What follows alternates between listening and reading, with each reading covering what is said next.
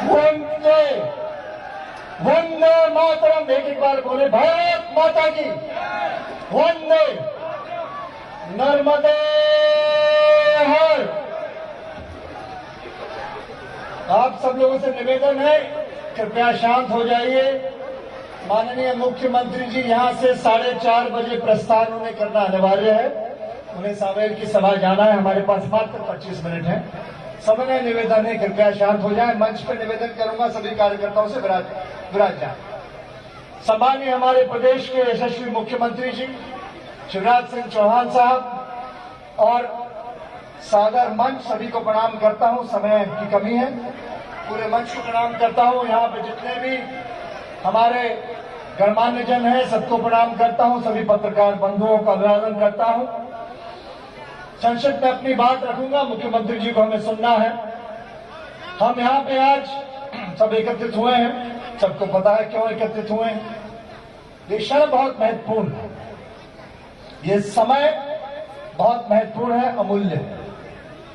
ईश्वर हमें सब कुछ देता है, सुख, समृद्धि, ऐश्वर्य, सत्ता, धन, वैभव, लेकिन ये कुछ भी स्थायी नहीं होता, क्षणिक है, आता जाता है और पुनः अर्जित किया जा सकता है।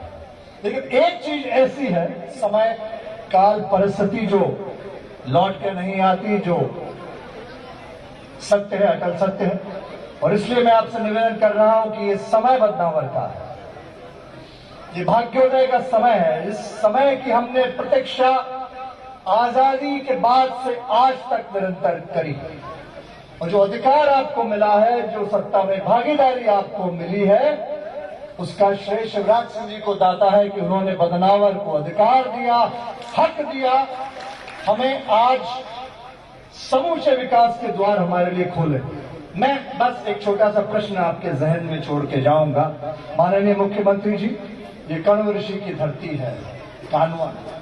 यहाँ पे आप पधारते ही आपने मिलकर राष्ट्र के वैभव महाराणा प्रताप जी का अभिनंदन, स्वागत किया, माल्यार्पण किया। मैं पूछना आपसे ये चाहता हूं कि क्या हम में से कोई ये कहता है या कह सकता है कि महाराणा प्रताप कर्नाटक के थे, तमिलनाडु के थे, राजस्थानी थे, गुजराती थे, पंजाबी थे, हरियाणवी थे, क्षत्रिय थे, राष्ट्र का गौरव थे और हैं और सदैव रहेंगे। इसी प्रकार जब जब हमने इस विधानसभा क्षेत्र में कोई भी चुनाव लड़ा हो, हमने कभी समाज को जाति में बांटने का प्रयास नहीं किया। और यह तो बहुत दूर की बात हो गई कि राजपूत समाज को कभी हमने बांटने का प्रयास किया। क्या वीर शिरोमणि को कोई बांट सकता है? क्या हम उन्हें संज्ञा दे सकते हैं? समूचे राष्ट्र का गौरव, हम सबको नाज है। ये बात अलग है कि वो कहां उन्होंने जन्म लिया, कहां उन्होंने बलिदान दिया। हमें इस बात का गर्व है कि वो हिंदू असूर सूर्य है, हिंदू समाज क्षत्रिय गौरव। अब आप बताइए कि क्या एक चुनाव के लिए हम अपने स्वार्थ के लिए महापुरुषों को बांट दें, समाज को बांट दें, टुकड़ों में कर दें, जहर घोल दें? क्या ये सही है? क्या होना चाहिए? मिथ्या आरोप लगाएं, मन घड़त बातें कहें? आवश्यकता क्या है क्षेत्र में? चुनाव होता है क्षेत्र के विकास और प्रगति के लिए, उसमें निर्णय आप देते हैं। और आज ये चुनाव बदनावर का है। ये राजवर्धन सिंह दत्तीगांव, शिवराज सिंह जी चौहान, मोदी जी, प्रहलाद सिंह जी, प्रकाश राव जी सावंत, छतर सिंह जी दरबार, राजेश जी अग्रवाल, मोगी जी, नीना वर्मा जी, खेमराज पाटीदार जी का नहीं है। ये चुनाव बदनावर का है। और क्या मुद्दे होने चाहिए इस चुनाव के? मेरी व्यक्तिगत बुराइयां खूब करेंगे, कर रहे हैं, करते रहेंगे। कल कमलनाथ जी आएंगे तो वो भी एक ही बात कहेंगे, राजवर्धन सिंह ऐसे, राजवर्धन सिंह ऐसे, दत्तीगांव ने किया, दत्तीगांव ने वो किया। लेकिन मुझ पर उंगली उठाने से पहले हर एक व्यक्ति जो उठाता हो याद रखे कि 3 उंगलियां उसकी और भी हैं।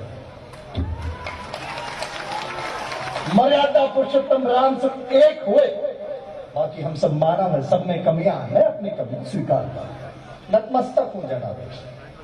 लेकिन मेरा आपसे पुनः आग्रह है यहां मुद्दा मैं नहीं हूं, यहां मुद्दा बदनावर है, यहां का विकास है, यहां की आवश्यकताएं हैं, आपके बच्चों का भविष्य है। और क्या नहीं किया हमने इस गांव के लिए, क्षेत्र के लिए। हमें आवश्यकता है जो शिवराज सिंह ने घोषणा करी कोटेश्वर में, नर्मदा जी लेके आए हैं। और जो क्षेत्र छूटा था हमने कहा जो दे रहे हैं वो तो दे ही रहे हैं ईश्वर की कृपा से और परिश्रम से, लेकिन 1700 करोड़ का और जो गांव छूटे हुए थे उसकी भी डीपीआर में लेकर सहमति आपने बताई। और हमारी आवश्यकताएं क्या है? हमारे पास 2 प्रमुख नदियां हैं, श्यामला, बागेड़ी। हमें वहां स्टॉप डैमों की श्रृंखला की आवश्यकता है। और 2 आपने दे दी, खाली हाथ नहीं आए।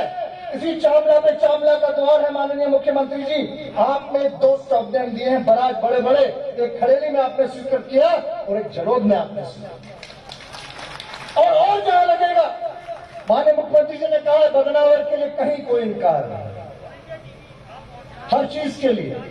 चाहे आपके उद्योगों की बात हो, आपने कह दिया, आपने नियमों को बदल दिया हमारे लिए। आपने कहा नहीं, बदनावर में उद्योग लगेगा, 2000 करोड़ के हमारे यहाँ उद्योग लगने वाले प्रस्तावित है।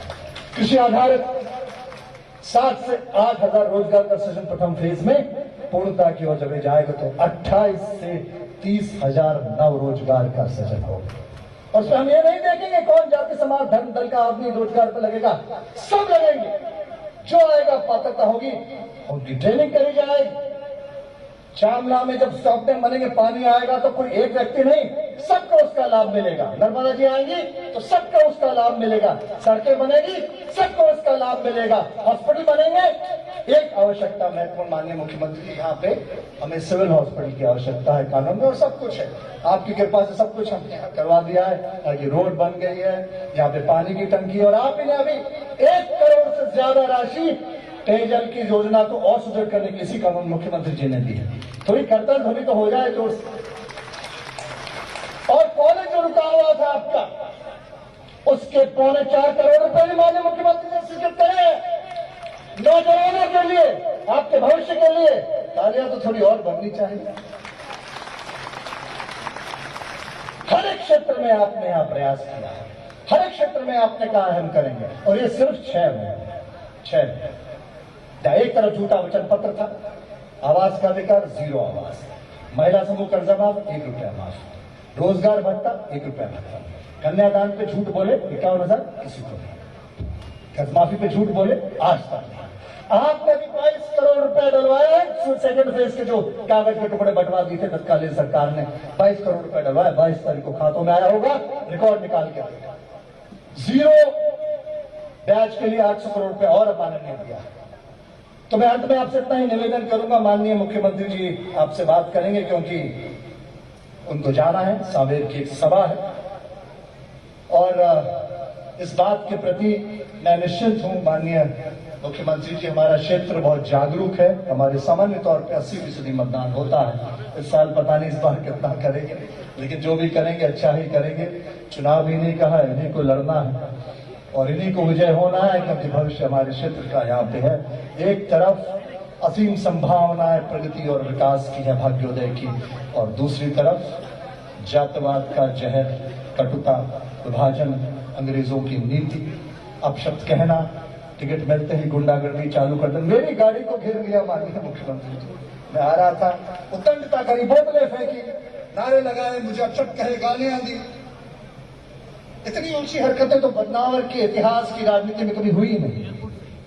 और उस व्यक्ति ने जिनके सम्मान के लिए हमने उनको हटा दिया था ब्लॉक कांग्रेस अध्यक्ष के पद से, माननीय भूरिया जी ने और जिला अध्यक्ष ने, फिर भी हमने उनको बना के रखा उनके सम्मान की बात के, फिर भी हमने उनको बना के रखा। आज भी मैं तो उनको प्रणाम करता हूं, आदर से ही उनका नाम लेता हूं। क्यों? क्योंकि वक्त मेरे पिताजी के साथ रहे, मेरे पिताजी की अंतिम सांस इसी भूमि पे ली, यहीं पे उनका स्वर्गवास हुआ।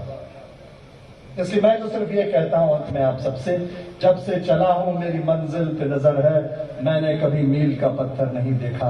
मेरे पिताजी ने अंतिम सांस इस धरती पे ली, मेरी भी अंतिम सांस नहीं जाएगी। आप सबको प्रणाम करता हूं, सबको बहुत बहुत धन्यवाद। जय बहुत बहुत धन्यवाद राजा साहब। अब मैं, क्योंकि समय बहुत कम है, आप जिसका इंतजार कर रहे थे, मैं अनुरोध करूंगा हमारे यशस्वी मुख्यमंत्री जी के कि जनता को संबोधित करें। आए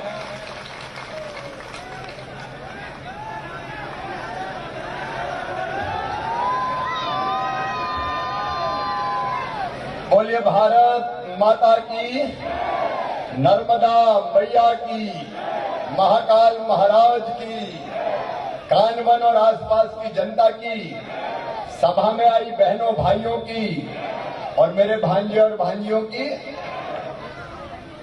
मंच पर विराजमान हमारे चुनाव के संचालक वरिष्ठ नेता आदरणीय श्रीमान कृष्ण मुरारी मोघे जी, मेरे मंत्रिमंडल के मेरे सहयोगी मंत्री,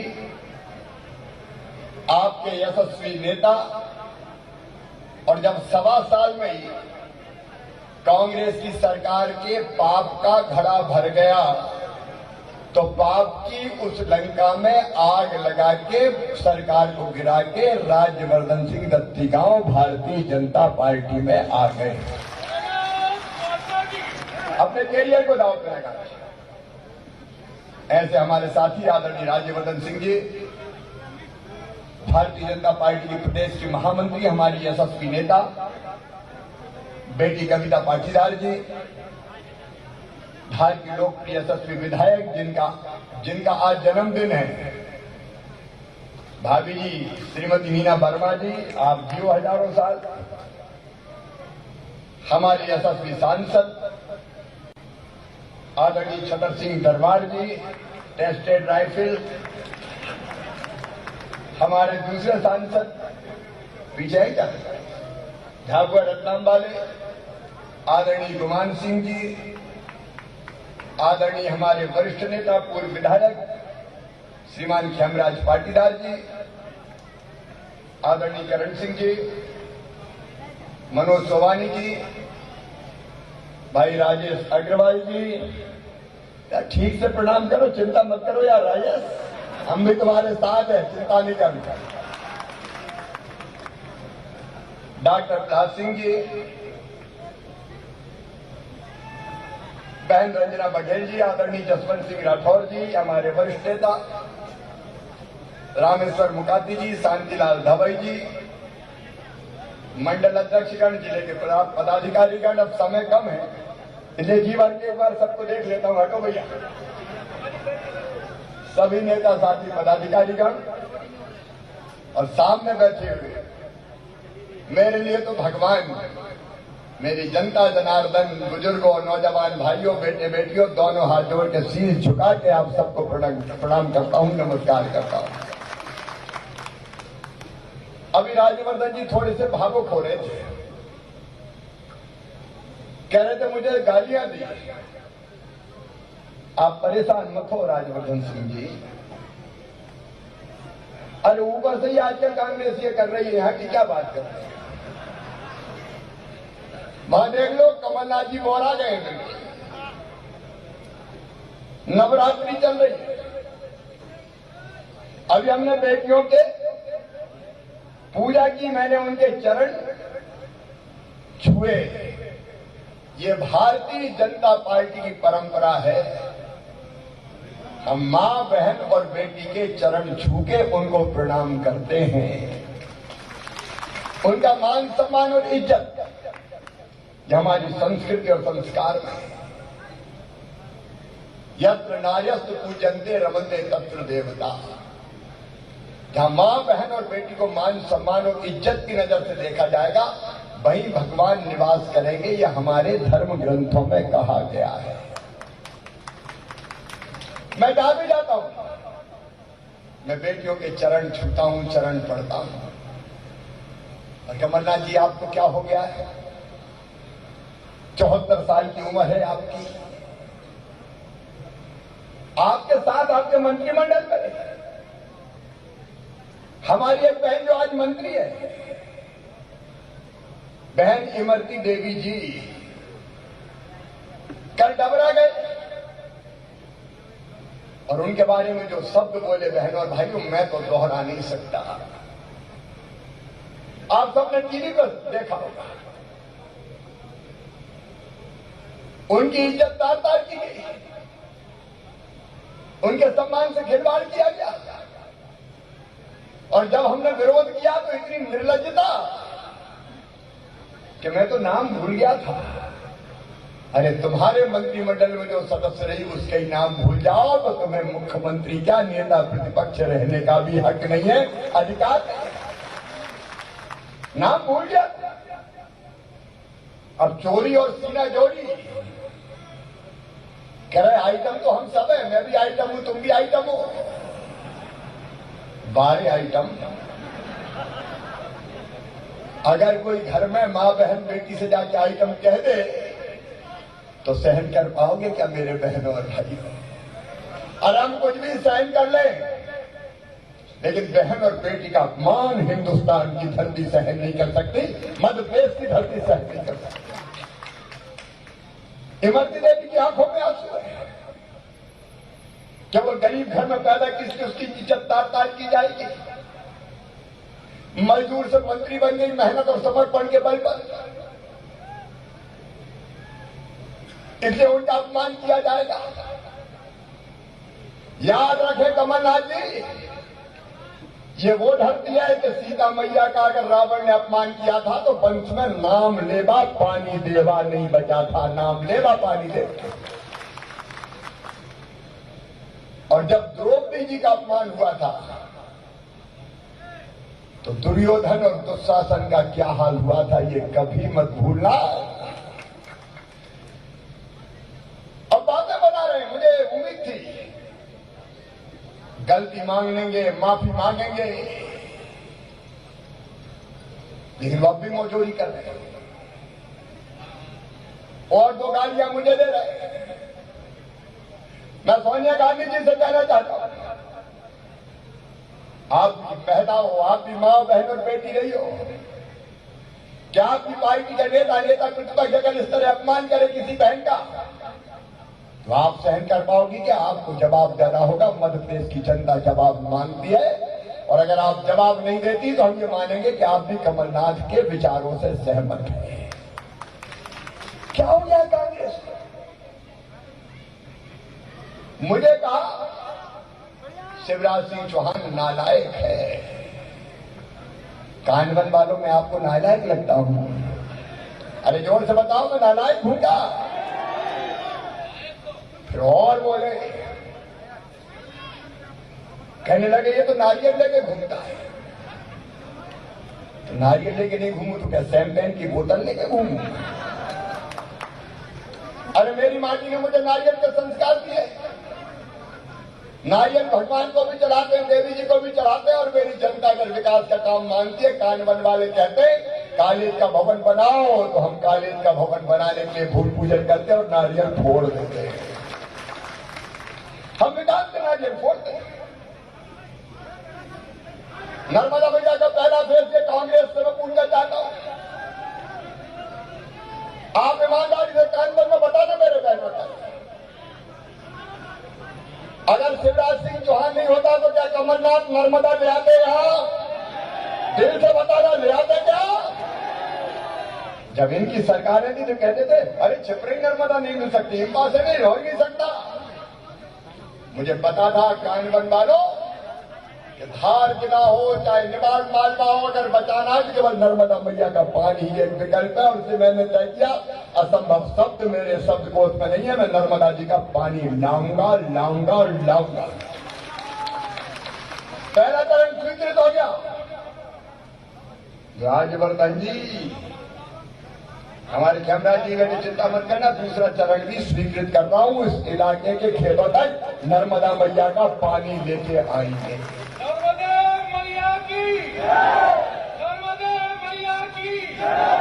अब हम नर्मदा जी का पानी लाते हैं और नारियल फोड़ते हैं तो वो कहते नारियल लेके घूम रहा है। अरे तुम्हारी किस्मत फूटी थी, तुम्हारी किस्मत में नारियल फोड़ना ही नहीं था। मैं क्या करूं? तुमने कोई विकास का काम ही नहीं किया। विकास का काम करते तो नारियल फोड़ते। और ये मेरे उद्योग मंत्री राज्यवर्धन जी आपके सामने खड़े, चर्चा हो गई है, उद्योग लाएंगे, और स्थानीय नौजवानों को 75% कम से कम रोजगार देंगे, कोई कसर नहीं छोड़ेंगे। अब हम उद्योग लाएंगे तो नारियल फोड़ेंगे, तुम्हें कहा कोई तकलीफ हो रही है? अरे फोड़ूंगी नहीं मैं नारियल, बता तो दो। नारियल फोड़ता, नारियल लेकर घूमता है और फिर कहने लगे ये तो कलाकार है, कलाकार। अब मैं कलाकार दिख रहा हूं। कहने लगे शाहरुख खान और दूसरा कौन है, सलमान खान को बात दे रहा है। मैंने आईने में मेरी सूरत देखी। अरे एक बात बताओ कमलनाथ जी, आपको शाहरुख खान, सलमान खान, कैटरीना कैफ, जैकलीन फर्नांडिस ये क्यों याद रहते हैं? कभी गांव गरीब धन्नू, पन्ना, कल्लू, मन्ना, चन्ना, रामलाल, श्यामलाल, इन गरीबों की याद आती है रे कभी? कभी के खेतों में कभी आए?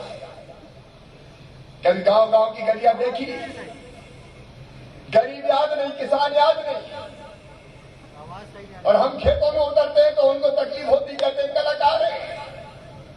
सुन लो कमलनाथ जी, तुमने ढेला नहीं दिया था फसल बीमा योजना का। 198 करोड़ धार जिले में आया है, जल्दी खातों में आएगा, चिंता मत करना। और जिनका रह गया उनकी भी फिर से जांच करवा रहा हूं, वो भी चिंता मत करना। और सुनो मेरे किसान भाइयों, अभी नुकसान अगर हुआ है फसलों का तो उसका भी मैंने सर्वे करवाया, मत में क्या हुआ है। 4000 करोड़ रुपया राहत की राशि बांटूंगा, कोई कसर नहीं रहने दूंगा, कोई कसर नहीं रहने दूंगा। अब मैं किसान के खाते में पैसा डालता हूं तो मैं कलाकार हूं कलाकार भैया, और डालूंगा। अरे तूने क्या किया? मैंने तो चौथी बार मुख्यमंत्री बनते ही प्रधानमंत्री जी के 6000 के साथ 4000 और डालने का फैसला करता। कम से कम 10,000 किसानों के खाते में जाए, और वो भी छोटे से छोटा किसान। ये माइक ठीक करो रे।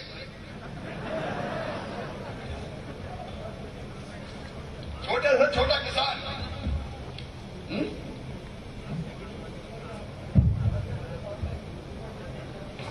हेलो, छोटे से छोटा किसान, चाहे 100 एकड़ जमीन हो, चाहे आधा एकड़ जमीन हो, चाहे 1 एकड़ जमीन हो, सबको दूंगा। और सुनना रे किसान भाइयों, ये तो अभी ट्रेलर है, ट्रेलर। खजाने में पैसा और आऊंगा, कोरोना जाने दो, फिल्म भी पूरी दिखाऊंगा, चिंता मत करना। अब आपकी सरकार है, ये किसानों की सरकार। मैं गया तो खाते में पैसा आना बंद हो गया था। बोलो सही बात है कि नहीं? अरे दिल से तो बोलो सही है कि नहीं? इन्हें कभी ढेला भेजा खाते में? अब मामा आ गया है, चिंता मत करना, कसर नहीं छोड़ूंगा। लेकिन मैं किसानों को देता हूं तो कहते कलाकार है। और आगे बढ़े, काय को परेशान हो रहे राजवर्धन जी? हमें कह दिया नंगा भूखा है, शिवराज तो नंगा भूखा है। हाउ कमलनाथ जी, तुम तो सेठ हो भाई, उद्योगपति कमलनाथ, सेठ कमलनाथ। लेकिन इतना कहता हूं, मैं तो मध्य प्रदेश की धरती पर ही पैदा हुआ। इस जमीन पे मैंने जन्म लिया, और जन्म भी भैया मेरा अस्पताल में नहीं हुआ, कच्चे घर में हुआ था। मेरा गांव जो है भाई, मेरा नरा गड़ा है। तुम्हारा नरा कहां गड़ा है? तुम कहां के रहने वाले हो? कलकत्ता के हो कि कानपुर के हो, कोई नहीं जानता। क्या मध्य प्रदेश समझते हो? मध्य प्रदेश की माटी की सौंधी सुगंध तुम्हें पता है? कभी मध्य प्रदेश की जनता का दर्द जाना है? कभी गरीबों की तकलीफ में काम आए हो? अरे तुम तो ठहरे परदेसी, साथ क्या निभाओगे? जिंदगी में ही 2 बार आए, और मामा ने तो धार जिले खून खाया। कितनी बार आया जब मुख्यमंत्री था, कसर छोड़ी मैंने। कह रहे नंगा भूखा है? मैं नंगा भूखा हूं, लेकिन सेठ कमलनाथ जी ये नंगा भूखा है जिसने गरीबों को 1 रुपया किलो गेहूं, चावल और नमक खिलवाया है। गरीबों की थाली खाली नहीं रहने दी। और आगे भी कोई रह गया हो तो नहीं रहने दूंगा और नाम गरीबी रेखा में जोड़ूंगा। हाँ, मैं नंगा भूखा हूं, तुम सेठ हो। अरे मेरे भांजे भांजियों, तुम्हारे मामा ने संबल योजना में तय किया कि मेरे जितने प्रतिभाशाली बेटे बेटी है, चाहे वो सामान्य वर्ग के हो, चाहे वो पिछड़े वर्ग के हो, चाहे वो अनुसूचित जाति जनजाति के हो, उनका admission engineering college, medical college, IIT, IIM में होगा तो उनके फीस उनके मम्मी पापा नहीं भरवाएंगे, उनका मामा शिवराज सिंह चौहान भरवाएगा। सेठ कमलनाथ, तुमने योजना बंद कर दी। भांजे भांजियों, नंगे भूखे मामा ने योजना फिर से चालू कर दी रे, तैयारी करो। मेरे भांजे भाइयों के लैपटॉप देना सेठ ने बंद कर दिए। मामा ने फिर से लैपटॉप देना शुरू कर दिए। ये सेठ ब्याज की गठिया मुंडी पे धर के चला गया कर्जा माफी के नाम पे। अब जहां जाता हूं किसान कहते मर गए मामा, डिफाल्टर हो गए रे, 18% ब्याज का कर्जा लग रहा है। तो चिंता मत करो, ये नंगा भूखा मामा तुम्हारे सर से ब्याज की गठरी भी उतारेगा, चिंता मत करना। सेठ कमलनाथ, हमने तय किया कि मेरी गरीब बहनें बेटा बेटी को जन्म देंगी। जन्म देने के पहले 4,000, जन्म देने के बाद 12,000, 16,000 रुपया खाते में डालूंगा लड़ुआ खाने के लिए। और सेठ कमलनाथ, तूने मेरी बहनों के मुंह से लड़ुआ भी छीन लिए रे। वो योजना भी बंद कर दी। ये नंगा भूखा शिवराज, हमने मुख्यमंत्री कन्यादान योजना बनाई है। तुमने 51,000 के फेरे तो पड़वा दिए, लेकिन ढेला नहीं दिया बेटियों को भी। सेठ कमलनाथ ने धोखा दिया। हम नंगे भूखे हैं। हमने लाडली लक्ष्मी योजना बनवाई और तुम सेठ हो, तुमने वो योजना ठंडे बस्ते में डाल दी। हम नंगे भूखे, हमने तय किया एक्सीडेंट में अगर कोई जवान की मौत हो जाएगी गरीब की, तो विधवा बहन की जिंदगी पहाड़ न बन जाए, इसलिए 4 लाख रुपया खाते में डालेंगे। हम उस बहन को 4 लाख देते थे ताकि जिंदगी कट जाए। और सेठ कमलनाथ, तूने मेरी विधवा बहनों के 4 लाख छीन लिए। हम सामान्य मौत को 2 लाख देते थे, तुमने वो 2 लाख छीन लिए। और अंतिम संस्कार के अगर गरीबों के घर मौत हो जाए तो ये मामा नंगा भूखा 5,000 भिजवाता था ताकि अंतिम विदाई तो इज्जत के साथ हो जाए।